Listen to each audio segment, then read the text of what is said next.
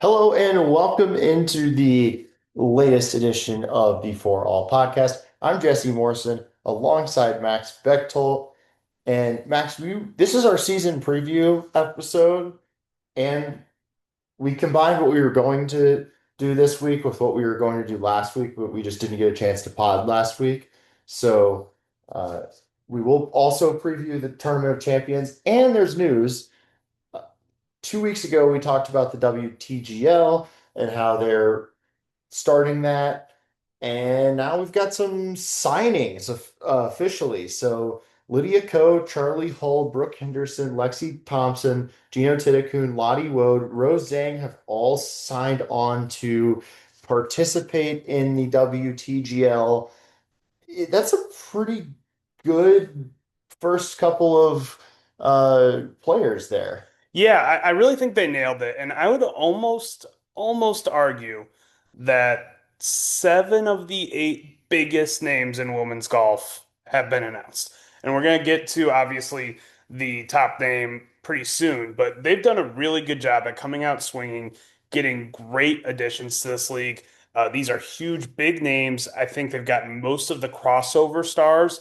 Like if you're kind of a men's golf fan who watches, the four majors plus, the players, you probably are at least somewhat familiar with some of these players. And so th this is a really, really good start for the league, Yeah, I think it's great. I mean, you've got the world number one in there in Gino Titicun. which was a huge get. I didn't know if she was going to be a part of this league because we talk about there's language barriers there. The TGL on the men's side is not particularly international, especially in Asia. And so I didn't know for sure if we were going to see some of these Asian superstars come into the league. Gino seems to open the door for that. Lydia Ko, also a huge star, had an incredible 2024 season that we obviously talked about. She was right up there with Nelly Porter for Player of the Year. Charlie Hull, huge star. Brooke Henderson brings in, basically all of Canada Yep. on this. Lexi Thompson is kind of your veteran presence, who, has been around for a while, so she's a recognizable face.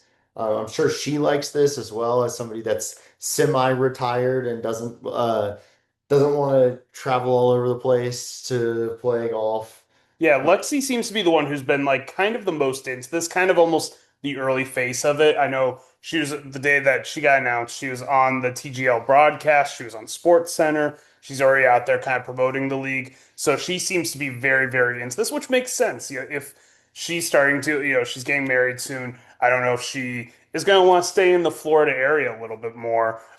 This every TGL event is played in Florida at the moment, so it's a way to kind of stay at home while still being involved in golf and playing a lot. Yeah, and then you've got two bright young stars in Lottie Wood and Rose Zhang, two players that people are, I think, less familiar with than the rest of the group there, but especially Lottie Wood. But I think they will be familiar, especially after this upcoming season, which we're going to get to. And I've got And some predictions about Lottie Wood coming up here. they're two players who, while golf has kind of been more in the viral age, had breakout moments. All these other players, kind of had their breakouts in 20, 13, 14, Hmm. 15, nowadays where, some sports news can travel real fast, people are more interested in women's golf, just as a whole, women's sports as a whole.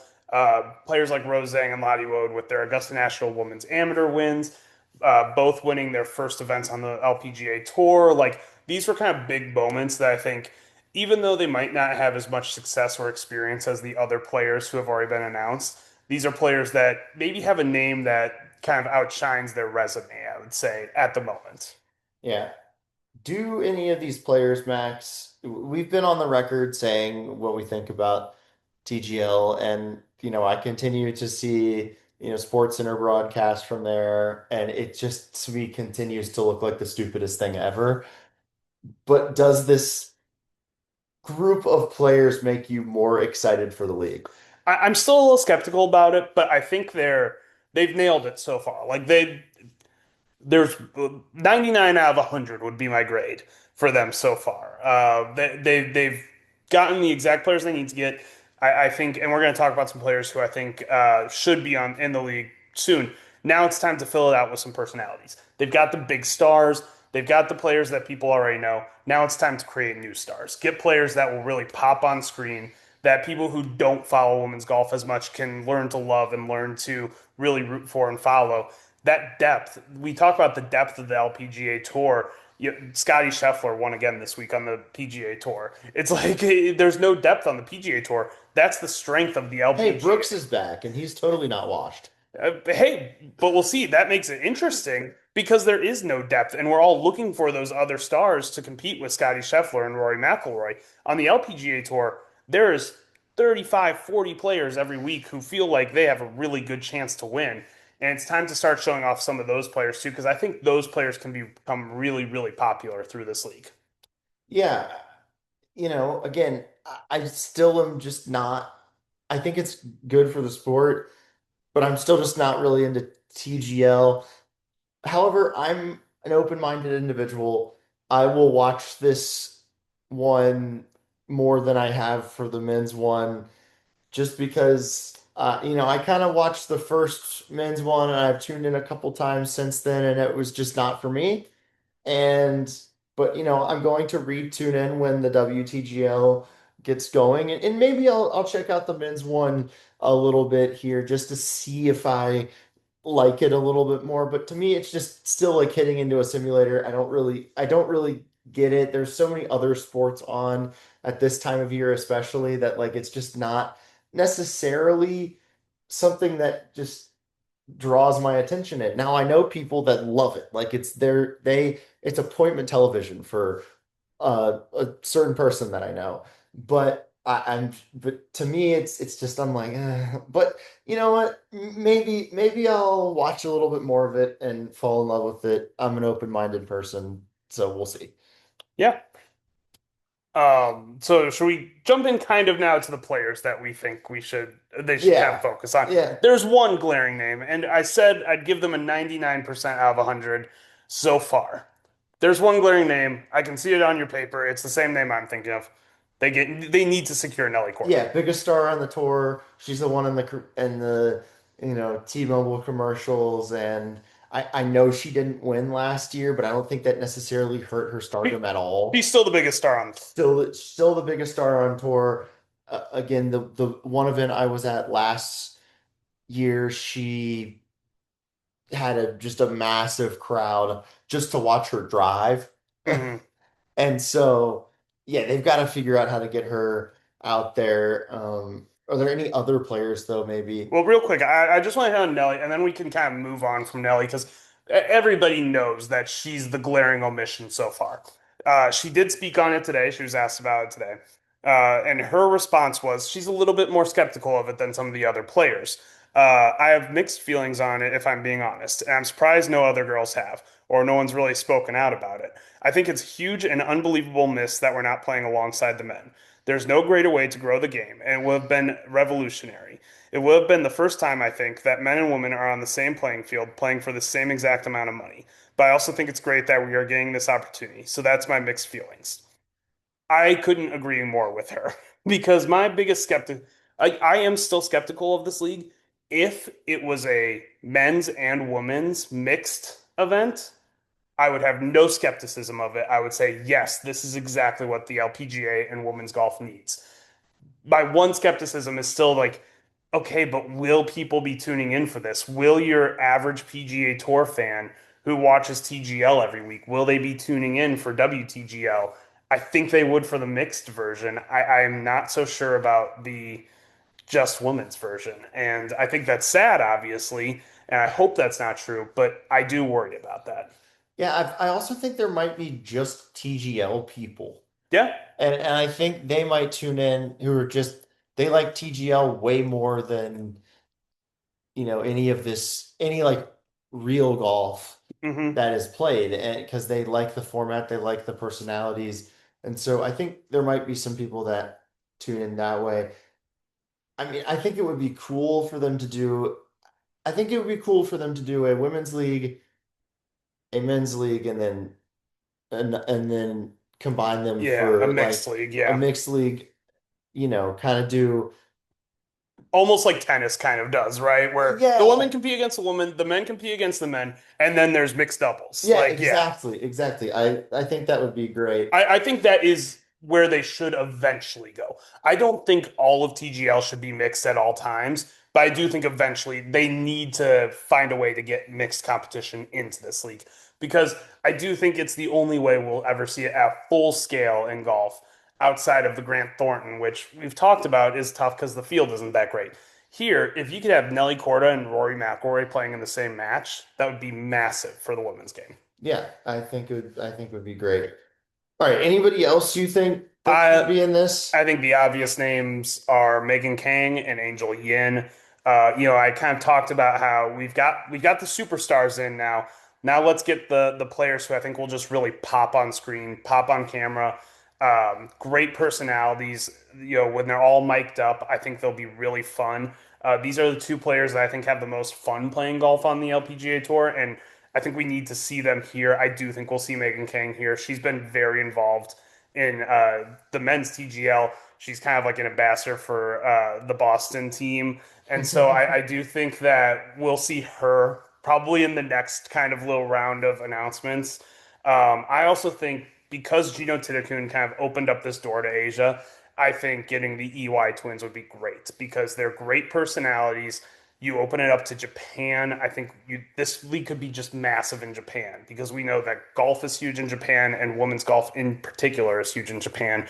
So those kind of players I'm looking at. Another name a little bit off the beaten path. Maria Fassi was an absolute superstar. Doesn't really compete on the LPGA Tour anymore. Plays a lot on the Epson Tour. She's still a pretty big name, and I think personality wise, she'd be a really good fit for this league.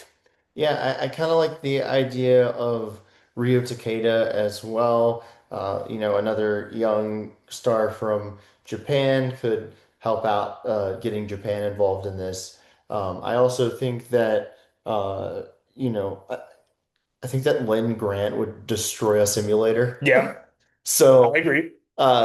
maybe put her some of the other big hitters on tour Hmm. on this because I think that'd be fun. Those are kind of my two names that I would like to see, but yeah, I don't know. I'm I'm still kind of indifferent on this, but it is good that they are starting a Yeah. WTGL. That's my takeaway from Yeah. it. The other name, one other name that I expect to see pretty soon, Minji Lee. Minwoo is very involved in TGL. He's kind of made it a big deal for himself, so I would expect to see Minji Lee kind of follow in turn. Cool. All right. Season preview. It starts this week with the Hilton Grand Vacations Tournament of Champions in Orlando. Max, you will be there, Lake Nona Golf and Country Club. We'll get more into that in just a minute, but we wanted to do some season preview predictions uh, before we get into the tournament for this week. Let's start off, Max, with our bold prediction for the year. What is your bold prediction for the year? Yeah, I think because once again, I can see your paper, and I think some people would argue that these neither of ours are hugely bold, but I do think you need to look at okay, there's only five majors in a year. That's only five opportunities. Any kind of prediction is bold, and my prediction is I think Gina Tidekun doesn't just win her first major, she also wins her second major this year. I think she gets two majors this year. I think that Lottie Wode wins a major this year.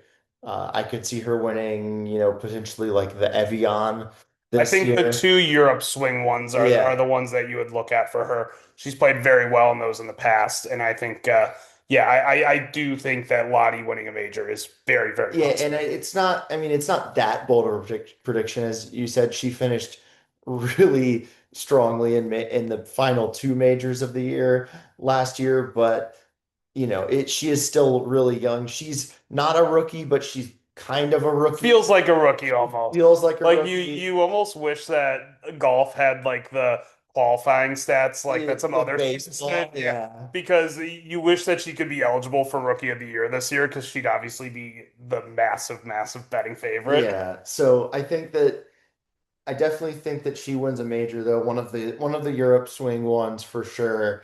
And I'm gonna predict I'm gonna predict specifically that she wins the Evian this year and takes home her first of I'm going to say mini majors, first of mini majors. I could see her winning five, six majors Wow. at some Okay. point in her career. I mean, she's just she's It's such a consistent player. That's my thing with she her is. is consistency because you play 4 rounds and you saw Nelly Corda be inconsistent last year and with she would have 3 amazing rounds and one not so amazing Yes. round and that would cost her. And Lonnie Wood just doesn't seem like that type of player. I don't disagree with that at all.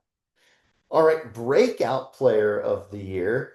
Who do you have for your breakout player of the year? There's a lot of different names that you could throw in here. I mean, the tour is so deep. There's so much to it. I think some people would argue, once again, neither of ours are necessarily breakouts, but I think we both have the same argument with them. I'm going with Hey Ranu.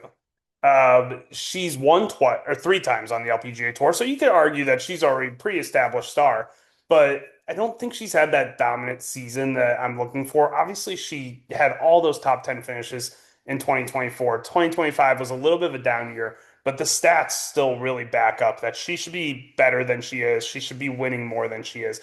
I could see her winning two, three, 4 events and being in contention pretty consistently because just talent wise, it's all there.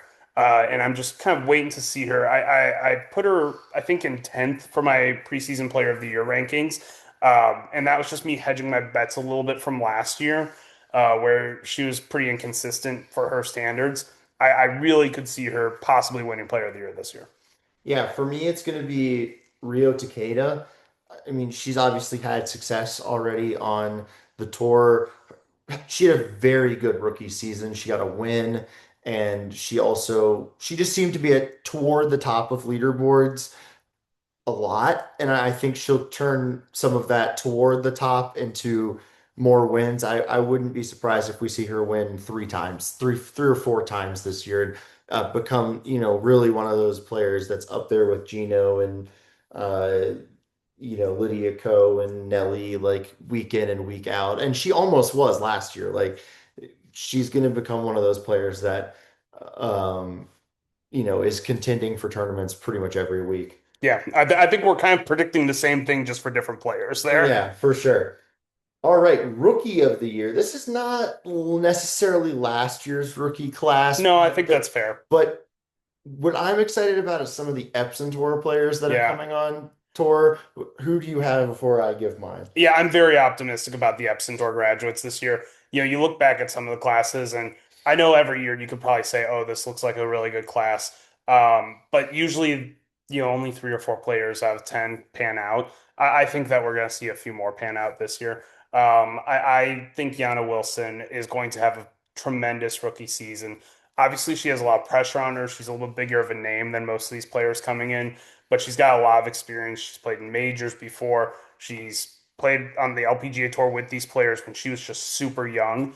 I think she could contend for a spot on the Solheim Cup team this year. I think she could play that well and get herself into contention. So I like Yana Wilson this year, but I also like your pick too. Wow, that might be a bolder prediction than what your actual bold prediction was. So, I'm not saying she'll be on it, but I think she could be in contention for it, yeah, especially with her age. If Team USA wants to get younger, if she's playing really well, I think that'd be a smart move.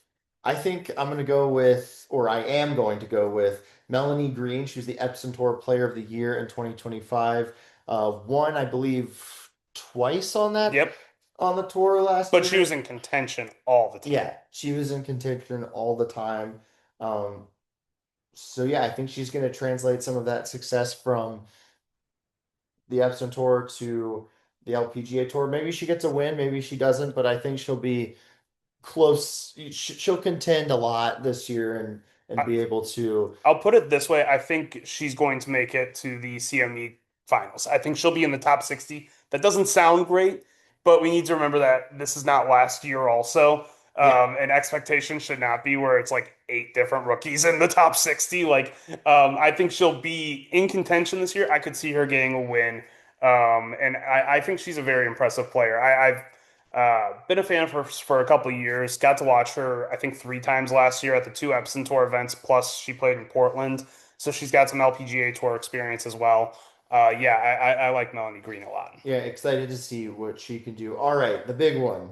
Player of the year. We probably have the same person. We do have the same person, yes. And I think there's really only one prediction if you're being smart. Honestly, it's like if you're predicting next year's MLB MVPs, you're only being smart if you pick Aaron Judge and Shohei Ohtani, and Yeah, you're only being smart this year if you pick Gino Titakun. yeah, I also picked Gino Titakun, and I wrote something funny on my notes that I didn't mean to be funny until I was looking at it a few more times. I said, finally gets her first major win of her career. She's 22 years old, so saying that is funny, but also kind of true because there's been a few times that you could I have think seen her win. after last year, you can officially call her overdue. Yeah, she is overdue for a major win at 22 years old. And so I think she wins a major this year, maybe two majors this year. I think she kind of got over, for lack of a better term, choking at the end of this past season. I think that she's kind of shown that she's not going to do that anymore. And so, yeah, I mean, I could see her winning the US Open, the Chevron, um, I think the U.S. Open is any in a of them. great spot for her, and she played very well at Evian last year. Also, obviously, almost Yeah. won it. If it wasn't for Grace Kim doing just crazy things, she would have won it. Yeah, and I will say this: I was close to considering Nelly Korda because I do think she's gonna have a really good bounce back here. But we'll get into it soon. But I think she's gonna have a good start to the season, and I think. She's taking a little bit more time off, so it might be tough to get that player of the year spot. She said she's going to play in less tournaments, so it might be hard to, accumulate the points, but I do think she's going to have a really nice bounce back year.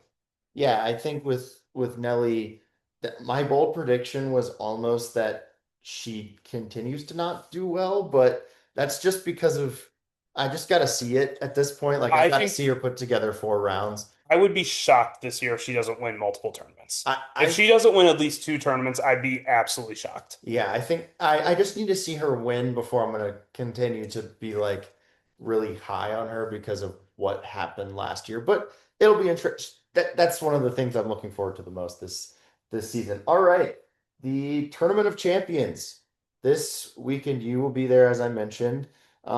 Could you kind of explain to people what the Tournament of Champions is? Yeah, so it's basically all winners from the last 2 years. Those are the only players who are eligible for this field. Obviously, last year we had a lot of winners, so there was a lot to build from. The year before we didn't because Nelly and Lydia Ko won so many times, so it kind of balances out. But yeah, these are the winners from the last 2 years.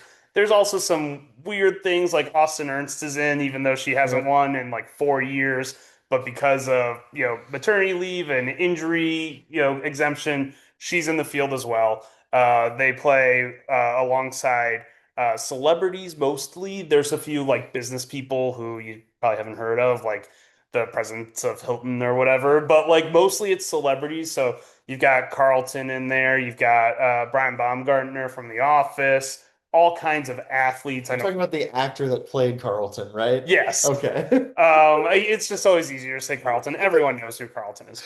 And then you got some athletes like Roger Clemens is in it. The Rocket. Yeah, I mean, and of course Larry the Cable Guy always plays in it. So there's a lot of celebrities. It's a fun event. This will be my first time attending in person, so I'm really excited to get the kind of vibe of the tournament. And this is just always a fun way to start the season.